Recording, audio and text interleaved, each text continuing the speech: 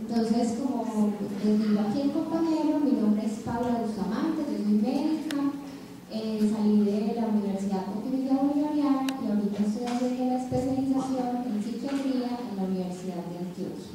Vamos a hablar un poquito de duelo y depresión, aunque es un tema muy subjetivo, ¿cierto? Lo que me pone triste a mí, no te pone triste a ti, no pone triste al de al lado. Fuera de eso, cada mundo es diferente, entonces la depresión en uno se trata con una cosa, con otros, pero vamos a tratar de hablar como de cosas que son comunes para todos, ¿cierto?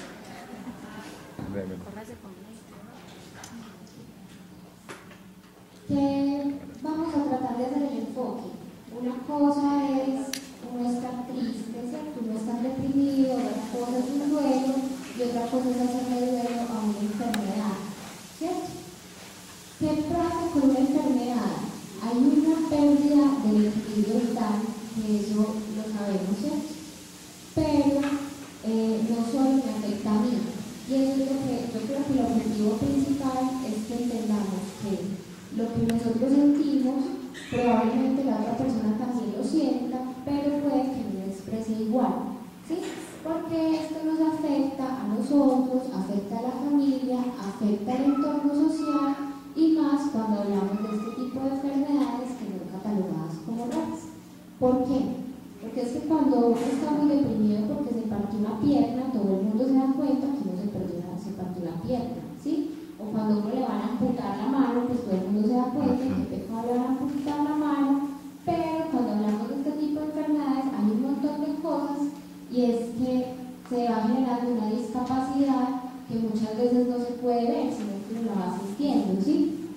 También hay un desconocimiento de la enfermedad. Hay estadísticas que dicen que pasan meses o años, no sé si a ustedes les pasó, en que no diagnostican la enfermedad. Entonces uno se siente enfermo, se siente mal y pasa mucho tiempo y nadie sabe por qué. Hay escasez de expertos, las citas con los especialistas son muy lejos, los especialistas este especialista no me sirvió, este especialista no, necesito otro especialista, ¿cierto? Y entonces hay un montón de cosas, que el costo de los tratamientos es muy elevado, por ejemplo, que la OPS no me la cubre el post, un montón de cosas que se van sumando a este tipo de enfermedades que me alborotan síntomas, por ejemplo, depresivos. Hay una cosa en nuestro medio que es muy preocupante y es la ausencia de atención integral en muchas partes, que entonces yo voy donde el médico y me quita el dolor, pero yo necesito contarle que siento tanta cosa, otra cosa, pero el médico me dice no, solamente esto y ya, ¿cierto? Entonces eso también le produce a uno como ese malestarcito de que yo tengo muchas cosas que decir, ¿a quién se las digo? Hay una cosa y es que hay un terapeuta que habla mucho de una cosa que se llama terapia sistémica y de familia, y es que dice que hay una alteración estructural del sistema familiar, porque cuando uno tiene una enfermedad, el entorno y la dinámica de la familia cambia, ¿sí? Entonces pasa que hay que designar un cuidador. ¿Quién se va a hacer cargo de mi mamá que le dio esto? ¿Quién se va a hacer cargo de la niña que le dio esto? ¿Quién se va a hacer cargo del papá? ¿Cierto? Entonces ya no es la mamá y el papá cuidando a los niños, sino que pueden ser los niños cuidando a la mamá o al papá. ¿Qué pasa? Que esta persona cuidador tiene que compatibilizar como esta función nueva con su resto de cosas. Puede que la otra persona también sea esposa, puede que la otra persona sea profesional, y entonces ¿qué pasa con el resto de cosas que pasa con la vida de la otra persona? Pasa una cosa muy curiosa y es que a veces el cuidador y el enfermo tienen como una relación muy estrecha y hay gente de la familia que no son ni cuidador ni el enfermo y se sienten rechazados.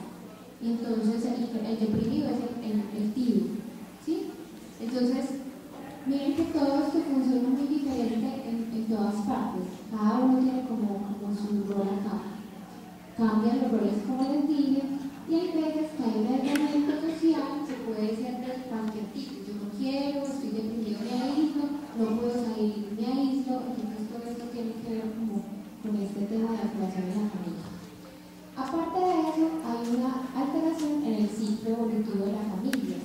Si yo inicialmente quería ser entonces maratonista y ya no puedo ser maratonista, entonces puedo o echarme a la pena o dedicarme a ser pintor.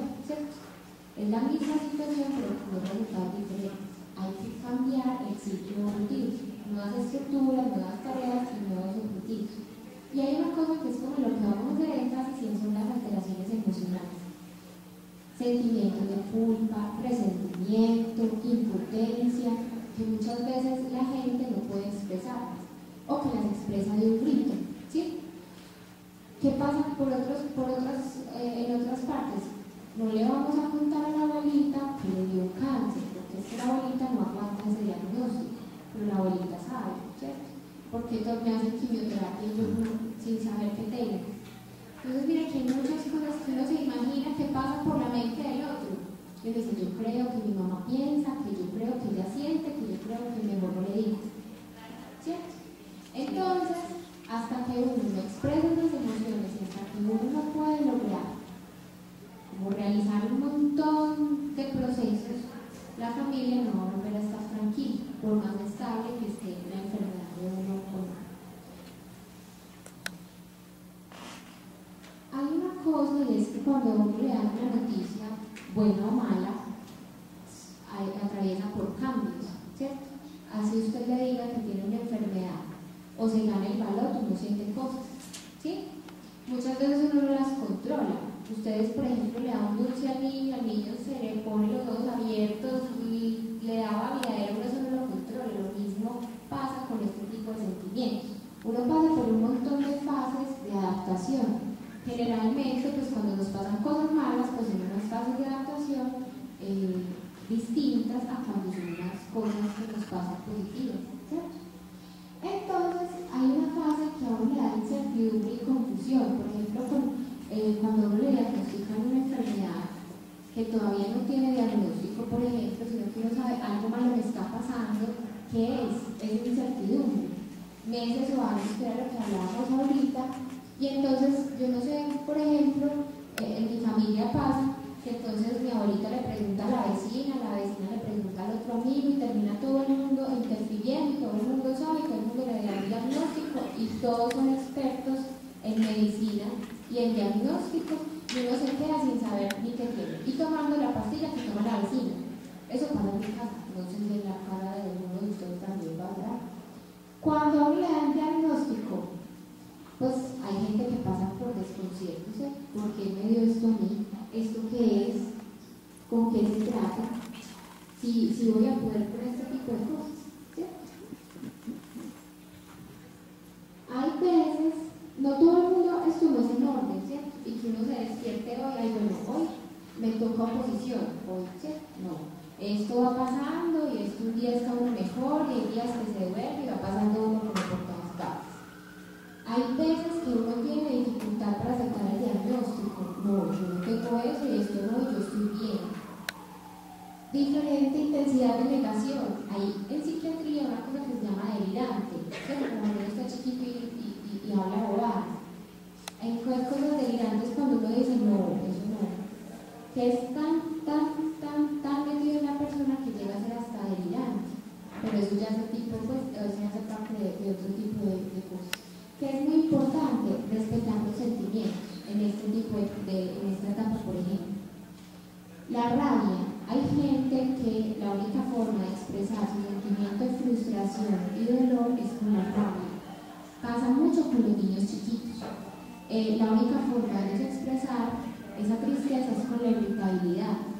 Entonces uno ve a la abuelita de uno, a la mamá de uno, que uno va y lleva un cafecito, no quiere. Pero mamita, no quiere, porque amaneció con rabia. Puede ser que esa forma de expresar el sentimiento de frustración sea eso, y por eso es tan importante respetarse. Pero ¿qué pasa? Hay personas que llegan, por ejemplo, ya a la violencia, a la agresión. Entonces tiene que haber un límite muy claro en lo que yo puedo tolerar y lo que no puedo tolerar en una familia. Tristeza, ¿cierto? Cuando uno está triste, uno no se quiere poner triste por ejemplo. No es cuestión de ponerle voluntad, ni ir tan bonito, ser muy valioso, ver a la familia que tiene, esto no es de ponerle ganas. Esto es simplemente una cosa que uno siente, es difícil. En psiquiatría, por ejemplo, para tratar como de el afecto y el ánimo, que uno así como por encima diría que es lo mismo. Cuando uno dice el afecto es, por ejemplo, lo agudo. Te pisó, te dio y te dio rabia, ¿cierto? Te encontraste un billete de 50.000, te pusiste feliz. Ese es el afecto. El ánimo es como una cosa que uno ha mantenido en el transcurso del tiempo. Hay gente que toda la vida ha sido como medio amargadita, hay gente que toda la vida ha sido como más animada que otros, ¿sí? Entonces es más fácil cambiar con trabajo ese ánimo que uno ha mantenido que el afecto, porque aunque se puede controlar, cuando uno tiene algo, por simple biología y por puro instinto, uno reacciona, ¿cierto? Uno tiene mucho de animalito en ese aspecto. Cuando uno ve dos perros y uno le tira al otro, el otro le tira. Eso es una cuestión cerebral que va muy, muy adentro por allá. Uno es así también. Lo que pasa es que el cerebro de uno ha sido formado para que antes de ladrarle al otro, uno piense y le diga: listo, metas en la fila de yo, tranquilo, yo no me ladro. Eso nos pasa a todos. Hay otra cosa que hay gente que se demora en llegar, hay familias que se demoran en llegar, pero es la adaptación. ¿Qué pasa? Cuando uno le dice, no, pero mire a ver qué hace, lo que tiene. Eso es que puede pasarle a uno por la cabeza cuando uno se siente triste, deprimido, medio aburrido, ¿cierto? ¿Qué es un trastorno de ajuste? Un trastorno de ajuste son síntomas comportamentales o emocionales en respuesta a un estresor. Yo pensé que era siempre un estresor malo, pero resulta que, por ejemplo, casarse le puede dar un trastorno de ajuste. Ganarse la lotería le puede dar un trastorno de ajuste. Pasar en la especialización le puede dar un trastorno de ajuste. Que la hija se le case a uno le puede dar un trastorno de ajuste. ¿Por qué? Porque es un estresor que lo afecta a uno de tal manera que uno afecta su comportamiento y que afecta como su forma de sentir. Entonces, ¿qué pasa? Hay un montón de síntomas, por ejemplo, angustia, aflicción, que no es proporcional al estresor. Entonces, cuando le dicen a uno, pero no estás tan triste por esa bobada, pero si no es la primera vez que la niña se va a la casa, pero no es la primera vez que la tienen que hospitalizar, pero a uno en ese momento le dio la tristeza, le dio la lloradera, no quiero salir, no quiero nada, ¿cierto? Entonces, eso no es patológico, eso son reacciones que uno tiene en la vida y que la idea es estar acompañados y poderlas como expresar de una forma tranquila. ¿Qué pasa con este trastorno de ajuste? Que hay un deterioro en el funcionamiento social o familiar o de cualquier tipo. Entonces, por ejemplo, yo no voy 3 días a un lado, por teoría los síntomas no deben permanecer más de 6 meses. Pero ¿qué pasa cuando es que el estresor no se quita? Porque es que esta enfermedad la tengo para toda la vida, o esta amputación la tengo para toda la vida. Entonces se puede volver persistente. Y es muy importante la red social, la cultura, el estado previo, y una cosa muy importante es la espiritualidad, no en términos religiosos, ¿cierto? Entonces, eso quería decir que los que más dominan van a misa, entonces no es más esa sensación de que yo soy fuerte conmigo misma, ¿cierto? Y que pueda colaborar con el resto de las otras personas, con la fortaleza interna. ¿Qué es el duelo? Porque entonces sería decir que cuando estamos tristes porque me dio una cosa o se me perdió una cosa, entonces ahí estoy en duelo. El duelo es una cosa un poquito más compleja.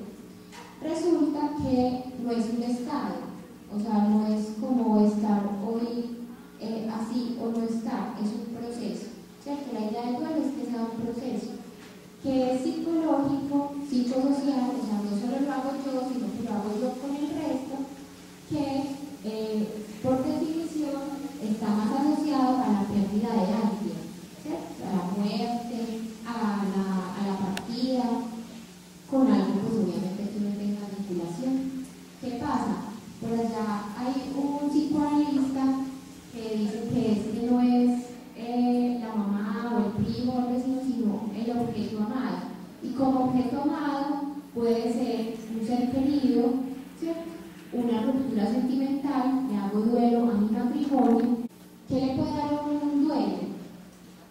resulta que un duelo le puede dar un montón de cosas. Hay gente que hasta se pone psicótica, alucina, se siente perseguida. Eso depende mucho de uno, de lo que tenga y de la forma de ser. Sentimientos de culpa, sobre todo centrado en lo que uno pudo haber hecho. Por ejemplo, cuando se muere una mamá, yo lo hubiera ido a visitar antes. Por ejemplo, con la salud, yo hubiera hecho ejercicio cuando podía. Ideas de muerte más como yo quisiera estar con esa persona o yo quisiera ocupar el espacio de la otra persona. Pero hay gente que la pérdida de peso, vómito, diarrea, insomnio, taquicardia, ¿cierto? Usted está en duelo o usted está en depresión. Resulta que sí son diferentes. El duelo es más como ese sentimiento de pérdida. Se me fue, me lo quitaron. Y yo, se ve, no es muy claro muchas veces, pero uno ve que eso viene por oleadas. Un ratico está bien y al ratico se acuerda. Un ratico está un poquito mejor y entra en una crisis y al otro día está un poquito mejor otra vez. Esto es muy característico del duelo. Y generalmente uno tiene la autoestima preservada cuando el duelo es hacia otra persona. Cuando es a uno, sí puede tener uno como el autoestima un poquito más comprometido, hasta grados de ser completamente comprometidos. ¿Qué es un duelo patológico? Entonces le dicen a uno que si usted está en duelo y sigue en duelo y lleva en duelo más de 6 meses, ya ese duelo es patológico. Pero resulta que hay duelos muy patológicos que el día del duelo se intenta uno suicidar, ese duelo es patológico desde el principio. ¿Cierto? ¿Qué pasa? Cuando ya hay una preocupación excesiva, dificultad de aceptar la pérdida, idea de muerte, no voy a funcionar más, la vida no tiene sentido, y ya esto es como el foco de mi vida, ya no hay nada más, por más bonita familia que tenga, por más posibilidades de terapia, por más un montón de cosas, en ese momento yo puedo decir que mi duelo es patológico. La tristeza es más como ese sentimiento de desplacentero, como esa cosa